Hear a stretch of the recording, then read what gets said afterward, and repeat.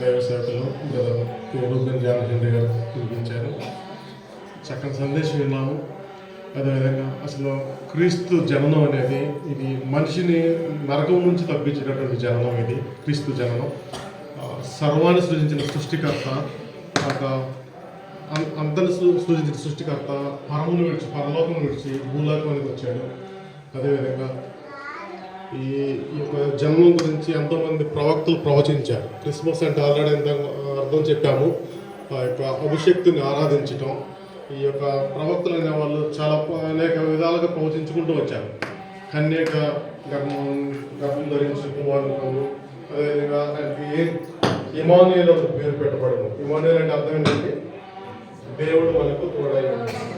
అదేవిధంగా ఇంకా ప్రవక్త వచ్చేసి ఏలైనగా మనకు శిశువు పుట్టాను, మనిషి కుమారుడు అనుగ్రహించబడను, ఆయన భుజము మీద రాజ్యభారము ఉన్నది, ఆయన ఆశ్చర్యకరుడు, ఆలోచనకర్త, సమాధానకర్తయు, ప్రిన్స్ ఆఫ్ పీస్, అలాగే wonderful councillor, mighty lord, ever lasting father. అదేవిధంగా ఈ యొక్క యోహాను 1:1 చదవండి. ఆది యందు వాక్యం ఉండెను, వాక్యము దేవుని యొద్ద ఉండెను, వాక్యము దేవుడై ఉండెను. ఓకే, వాక్యము దేవుడై ఉండెను. 1:14 ఆ వాక్యము శరీరధారి అయి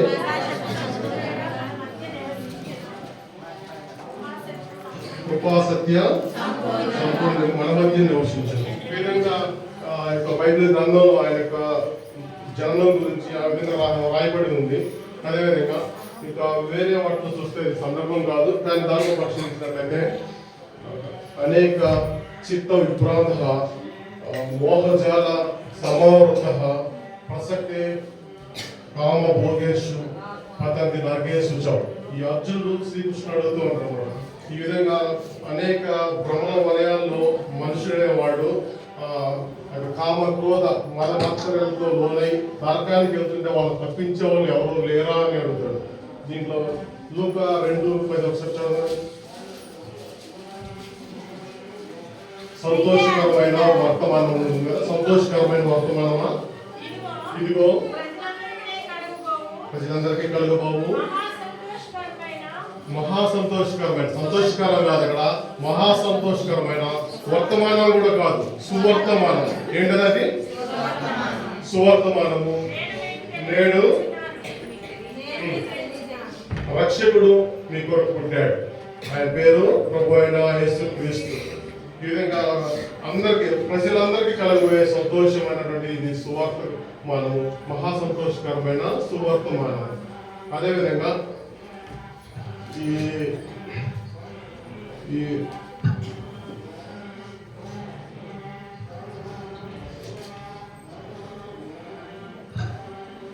బెత్లెహేములో ప్రవచనం మీకా 5:2 చూడండి ఒకసారి.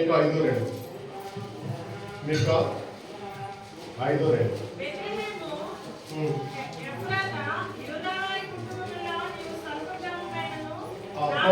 ఈ ప్రవక్త ఏ విధంగా ప్రవచించాడు? ఎక్కడి నుంచో ఈ యొక్క ఏలబోయేవాడు బెత్లెహేములో పుడతాడని ముందుగానే ప్రవచించాడు.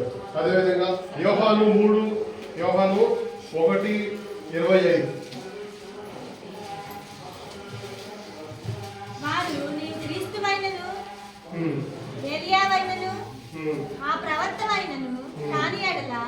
ఎందుకు బాప్తిసం ఇచ్చుచున్నామని అతనిని అడుగుగా యోహాను నేను నీళ్ళల్లో బాప్తిసం ఇచ్చుచున్నాను గాని.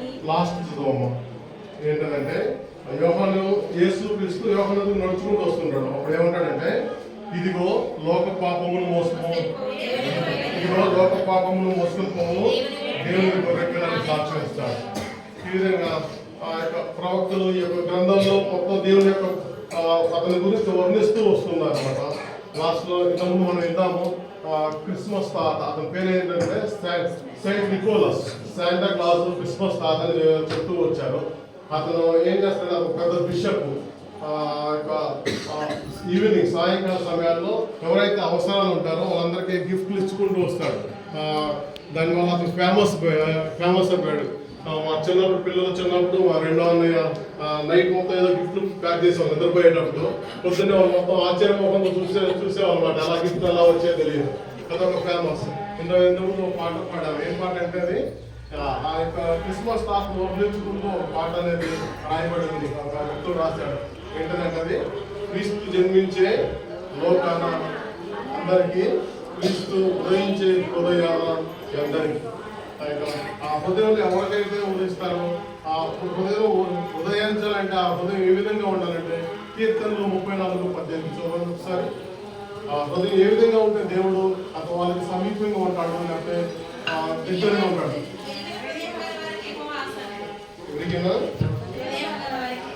విరిగిన హృదయం గల వారికి ఆయన ఆసన సమీపస్తుడిగా ఉంటాడు. అదేవిధంగా దేవుడు ఎలాంటి హృదయాన్ని చూస్తారంటే అందరూ పై రూపాన్ని చూస్తారు, లేకపోతే పైన ఎలా ఉన్నారు ఎలా అలా చూస్తారు. కానీ 1 సమయాలు 16:7 చూసినట్లయితే ఆ యొక్క యెషయా దగ్గరికి సమయాలు అనే అతను ప్రవక్త వెళ్తాడు. యెషయా దగ్గరికి యెహోవా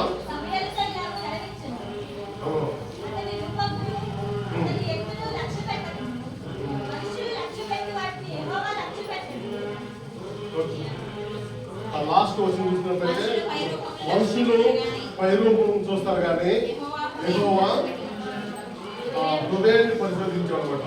సామెతలు కూడా చూసినట్లయితే వెండికి మోస తగినది, అలాగే బంగారు కొలిమి తగింది. అలాగే యెహోవా ఆ హృదయ పరిశోధన ఎవరైనా చూసుకుంటే యెహోవాయే హృదయ పరిశోధన. ఆ హృదయం అనేది ఎప్పుడైతే విరిగి నలిగిన హృదయం ఉంటుందో వాళ్ళందరికీ యెహోవా సమీపిస్తుగా ఉంటాడు. ఆ యొక్క అంత ముందు చూసినట్లయితే 1 తిమోతి దాంట్లో చూసినట్లయితే పౌలు ఎలా ఉంటుందంటే ఆ యొక్క పూర్వము పౌలు చదవండి ఒకసారి. 1 పూర్వం ఎలా ఉంటుందంటే సౌలు దూషకుడు, హింసకుడు, హానికరుడు. కానీ ఎప్పుడైతే యెహోవా అతన్ని సంధించినాడో అతని హృదయంతో మారిపోయి ఆ యొక్క క్రీస్తు సైనికుడిగా మారిపోవడం జరుగుతుంది అనమాట. ఇంకా మనం అప్పుడు ఎగ్జాంపుల్స్ ప్రజెంట్ చూసినట్లయితే నిక్కీ క్రూయిస్, న్యూయార్క్ నగరంలో నిక్కీ క్రూయిస్ అని ఒక అతను ఉన్నాడు. అతను ఒక ముఠా నాయకుడు, ఒక గ్యాంగ్ లీడర్ అన్నమాట. ఫస్ట్ అతను చిన్నప్పటి నుంచి చెడు సహవాసాలతో మొదలయ్యి హత్యలు ఆ విధంగా చేసుకుంటూ వస్తూ ఉన్నాడు. అప్పట్లో నీగ్రోస్ అనమాట, వాళ్ళు బలిష్టంగా ఉంటారు. వాళ్ళు ₹5 ఒక మర్డర్ చేస్తారు అనమాట. అంత రౌడీయిజం అలా ఉంటుంది అన్నమాట. మొత్తం హత్యలు అలా ఉంటుంది. అతను ఒక మొటాలో చేరడానికి ఇక దొంగగా బతికే దర్జాగా ఉండొచ్చు, మంచి కోరికలకు సంపద హ్యాపీగా అలా సంతోషంగా ఉండొచ్చు అని ఒక మొటాలో జాయిన్ కావడానికి వెళ్తాడు. ఆ మొటాలో ఏం చేస్తారంటే ఎలాంటి వాళ్ళని బట్టి అలాంటి వాళ్ళు మేము తీసుకోము, దీనికి కొన్ని పరీక్షలు ఉంటాయి, ఆ పరీక్షలు పాస్ అయితే మా మొటాలో మిమ్మల్ని ఆహ్వానిస్తామని చెప్తారు. సరే ఏ పరీక్షలు పెట్టుకోండి, నేను వాటికి పాస్ అవుతాను, మీ ముఠాలో ఒక సభ్యుడిగా చేరతానని అతను వాళ్ళందరూ చెప్తాడు. అయితే ఫస్ట్ పరీక్ష ఏమని చెప్తారంటే వాళ్ళు నీ కళ్ళకి ఒక రూమ్లో ఉంచుతాము, నీ కళ్ళకి మొత్తం గంతలు కడతాము, ఇది ఒక గురికాలు అంటే విలువిద్య వేసే వాళ్ళు ఉంటారు, వాళ్ళు వచ్చేసి కత్తులు నీ మీద ఇసుకుంటారు, నువ్వు తప్పించుకోవాలి. ఇతనేమో తప్పించుకునే వాడికి ఏమో కళ్ళ గంతలు ఉంటాయి, కానీ ఇసిరే వాళ్ళకి కళ్ళ గంతలు ఉంటావు, వాళ్ళు ఇసురుతుంటే తప్పించుకోవాలి. అది ఫస్ట్ పరీక్ష. రెండో పరీక్ష ఏం చెప్తారంటే మొత్తం బట్టలు మొత్తం ఒడిసి ట్రాయల్ మీద తీసేసి నిన్ను తలకిందులుగా వేలాడదీసి ఆ యొక్క బలిష్టమైన ఒక 2 చేత నీకు అంటే ఎలా ఉంటారంటే ఒక 6 అడుగులు అబోవ్ ఉంటారు, అలాగే బలిష్టంగా ఉంటారు. వాళ్ళ చేత 100 కొరడా దెబ్బలు కొట్టేస్తాం. వాటిని కూడా ఓర్చుకొని వాటిని కూడా తట్టుకొని నువ్వు ఉంటే నువ్వు మా ముఠాలో చేర్చబడటానికి అర్హుడు అని చెప్తారు. కానీ అతను ఏం కోరుకున్నాడు తెలుసా? రెండో పరీక్ష కోరుకున్నాడు. ఫస్ట్ అంటే చెప్పలేదు, కత్తులు అవి పెట్టినప్పుడు చనిపోతాయి, ఇద్దరికి కళ్ళ గంతులు ఉంటాయి. రెండో పరీక్ష ఎన్నుకున్నాడు. ఏంటో పరీక్ష? అతని తల మీద వేలాడదీయడం జరుగుతుంది. అక్కడ డ్రాయర్ మీద అలా ఉంచేసి ఆ బలిష్ఠులైన ఒక 2 నీగ్రోలు అలా తీసుకొని వస్తారన్నమాట. వాళ్ళు రబ్బర్ ముక్కలు ఉంటాయి అన్నమాట. ఆ రబ్బర్ ముక్కలతో ఫస్ట్ ఒక అతను కొట్టగానే బాగా బలంగా కొట్టగానే చర్మం ఉండొచ్చింది. అలా రెండోసారి అతను అదే దెబ్బ మీద కొడితే ఆ రక్తం అనేది చింగింది అనమాట. అలా 100 కొరడా దెబ్బలను ఆ పంటి బిగబట్టుకొని ఆ విధంగా ఆ ముఠాలో అర్హత సంపాదించడానికి ఆ విధంగా చేరాడు. అతను ఒక చేరి అతను ఒక ముఠా నాయకుడు, గ్యాంగ్స్టర్ మౌమౌస్, మీకు యూట్యూబ్ లో కొడితే వస్తుంది మౌమౌస్. అతను గ్యాంగ్స్టర్ కి ఒక నాయకుడు అయ్యాడు. అతను ఈ విధంగా వెళ్తుంటే ఒక సువార్థికుడు ద్వారా అతని యొక్క హృదయం అనేది మార్చబడింది. ఇంకా స్టోరీ ఇంకా షార్ట్ కట్ లో చేసినట్టయితే చివరికి ఆ ముఠా నాయకుడు అనేవాడు ఆ విరిగి నలిగిన హృదయంతో అప్పటి వరకు ఒక నాయకుడిగా ఉండేవాడు. అతని జీవితంలో క్రీస్తుని నాయకుడిగా ఉంచుకొని ఒక క్రీస్తు యోధుడిగా మారిపోయాడు అన్నమాట. ఆ విధంగా ఎప్పుడైతే హృదయం మారుతుంటుందో ఆ పూర్వపు స్థితి నుంచి ఒక ఇంతకుముందు సౌలు చెప్పాము, సౌలు అనేవాడు పౌలుగా మారాడు. ఆ పూర్వపు స్థితి నుంచి ఒక క్రీస్తు ప్రేమ ఆప్యాయత ఆ విధంగా మారడం జరుగుతుంది. ఇతను ఈ విధంగా మారారంటే ఎవరు నమ్మలేదు, అక్కడ చుట్టుపక్కల ఎవరు నమ్మలేదు. ఏమైందంటే ఇతను పరిచయం పెడదాం, ఇతను మారాడో లేదని చెప్పేసి ఆ చిన్న పిల్లలను ఒకరు తీసుకొని వచ్చి ఒక వేడి నీళ్లు, ఆ వేడి నీళ్లు అట్లా బైబిల్ చదువుతుంటే వేడి నీళ్లు తీసుకొచ్చి తల మీద పోస్తారు అన్నమాట. ఆ తల మీద పోస్తే మొత్తం కాలుతూ ఉంటుంది. అదే పూర్వపు నిక్కీ క్రూయస్, అదే పూర్వపు స్థితిలో ఉన్నట్లయితే ఆ పొజిషన్ లో ఎవరున్నా కూడా ఒక్క బుద్ధిగా చంపేస్తాడు. కానీ అతని హృదయం అనేది మారిపోయింది. ఏమైందంటే అతను ఆ పిల్లడు ఎవరో తెలుసా, Jesus loves you, God bless you my child అని చిరునవ్వు చిందించాడు. ఏమిటి మార్పు గమనించారా? ఆ యొక్క ఎప్పుడైతే దేవుడు సంధించాడో ఆ యొక్క నలిగిన హృదయం ఎప్పుడైతే అతనికి ఆ పూర్వపు హృదయం నుంచి నలిగిన హృదయంలోకి మారాడో ఆ హృదయం మార్పు అనేది ఇప్పుడు what I'm trying to say is, దేవుడు నీ హృదయంలో జన్మిస్తే నీ యొక్క హృదయం మారుతుంటుంది. నువ్వు బయటికి దేవుడు పై రూపాయలు చూడు, అంతరంగాన్ని హృదయాన్ని చూస్తాడు. ఇప్పుడు మనం ఇక్కడ బయట గుడిలో ఒక భక్తులుగా మనం ఉండొచ్చు, కానీ ఇంటి దగ్గర అన్నిరాలుగా ఉంటే నీ యొక్క సాక్ష్యం అనేది నీ ప్రశ్నించుకోవాలి మనం ఎలా ఉన్నాం అనేది. దేవుడు మన పైన చూడడం, దేవుడు మన అంతరంగాన్ని చూస్తున్నానే ఆ యొక్క ఉద్దేశంతో మనం జీవిస్తూ ఉండాలి. మన హృదయంలో జీవించాలంటే మన హృదయం ఆయనకు అనుకూలంగా విరిగి నలిగిన హృదయంతో ఉండాలి.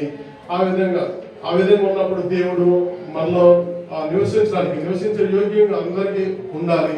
అదేవిధంగా లాస్ట్ లో ప్రకటన 3:20, ఇదిగో ప్రతి హృదయాన్ని ఈ నిమిషంలో సోదరులు తలుపు ఎదురు నుండి తప్పించున్నాను, ఎవరైనా నా స్వరం వినేలా నేను అతని ఎదుకొచ్చి అతనితో నేను నాతో కూడా అతను భోజనము చేయదు. దేవుడు రావడానికి ఇష్టపడుతున్నాడు, తలుపు తడుతున్నాడు. ఇంకెవరైతే ఆ యొక్క హృదయ ద్వారాలు మూసుకుని ఉన్న ఆ యొక్క స్వరము వినండి. ఆ యొక్క రావటమే కాదు, ఆ హృదయం అనేది ఆయనకు అనుకూలంగా నివసించే యోగ్యంగా ఉండాలి. దేవుడు మనందరికీ ఆ యొక్క కృపను దయచేయాలని మనస్ఫూర్తిగా ఆకాంక్షిస్తూ సెలవు తీసుకుంటారు. Thank you.